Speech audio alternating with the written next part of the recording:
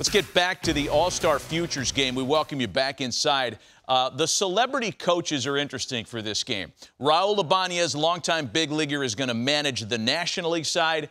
Our Harold Reynolds, yes, that Harold Reynolds, three-time All-Star, skippering the American League Futures team, and HR joins us from an undisclosed location. You have to be super excited for this, Harold.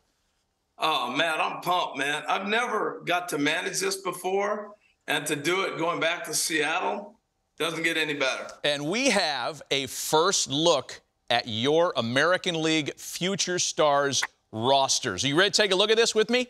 Let's go. Here we go. Yes. Let's hit everybody with the position players that Harold's going to have to manage at the Futures game this year. And as you digest the list, I'll point out Jackson Holliday, #1 prospect in baseball. Matt Holliday's boy. He's 19 years old. He's hit everywhere he's gone. He is 3 years older than most players at his level, younger rather than most players at his level. Marcelo Meyer was #1 by the Red Sox in 2021.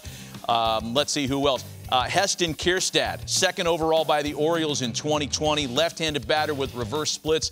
Harold has a wealth of talent around which to build a roster. How about the pitchers in the American League side? And as you digest this list, what about Clayton Beeter, #13 in the Yankees organization? He was one of the players that came from the Dodgers in the Joey Gallo trade, a comp balance pick by the Dodgers just a couple years earlier.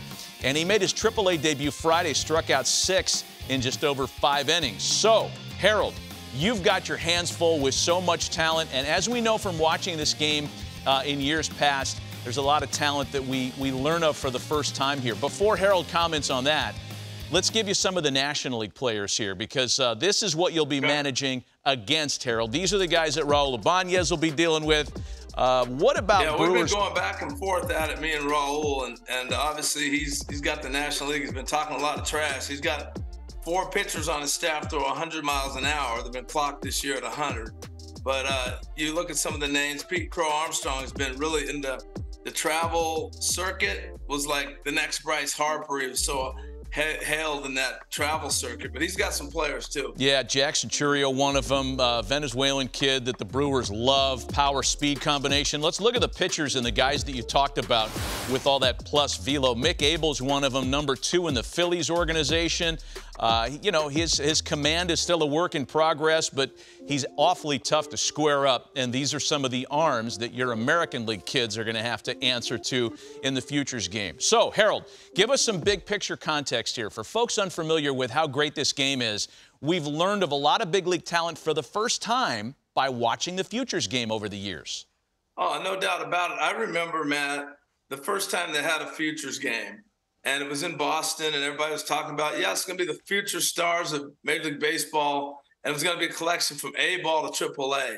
And I'll tell you, the best way to tell you this is through the tape. I mean, Alfonso Soriano, I was like, who's this guy? He was skinny as a rail. And I'm watching him take BP, and the game starts. He hits 2 home runs in Fenway Park.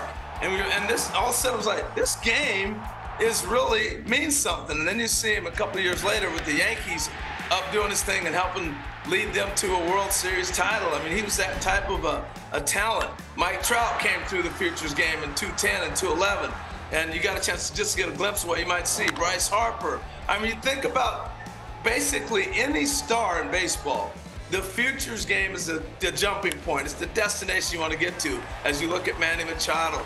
So many guys that have come through that we're watching now. I'll tell you about Wander Franco. That's the first time I saw him. He was 17, just turned 17. He's at the Futures game. We're like, who's this young guy? Gunnar Henderson last year in LA, and you're seeing guys now, Jordan Walker and Anthony Volpe, who last year were in the game in Los Angeles, and now they're impact players on their respective teams. And Dale and CRUZ, I mean, I saw Yonder talk about him early on. Corbin Carroll's got a chance to be an MVP this year. So it's amazing where this game has gone and the impact that it happens, and it happens fast, Matt. Every year I talk to both the clubs in the morning, and I go, 24 or 25 of you guys will be in the big leagues by September, and it continues to happen. And Matt, you know that, calling games, those rosters turn over quick. It's a great jumping off point for fans, too, to learn about these players for the first time, because not everybody follows the developmental levels of baseball the way you do. So given your expertise and your insights, tell us about some of the kids that are playing this year and who you're really excited about.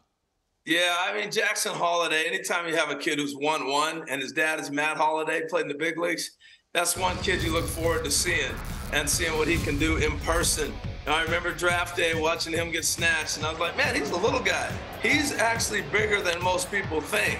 And 6'1", great size. He's got speed, power. Baltimore's getting these athletes, man. He's playing shortstop, moving all over.